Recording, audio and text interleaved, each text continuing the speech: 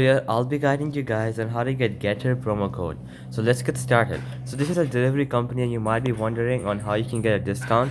Well, you have to go to your web browser and search up Getir promo codes and click enter. So once that is done, you'll have to go to this website wethrift.com. So I'm gonna click on it.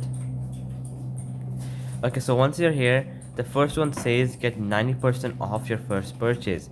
Well, that's such a big discount, and as you guys can see, the coupon is used almost 13,000 times and the success rate is pretty high.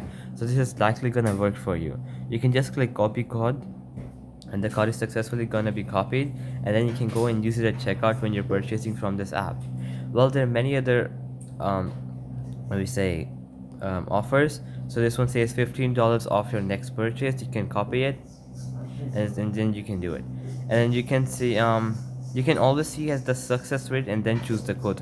For example, this one has an 88% success rate. It's gonna give you a $15 off, so it's highly likely that's gonna work for you. Copy code and you can use it anytime you want. Well, I'm gonna go to some other website and show you a few more examples. So let's go to this website, Miller. Okay, so the first one says claim $5 off your next $25 shop using get a discount code. So get the code.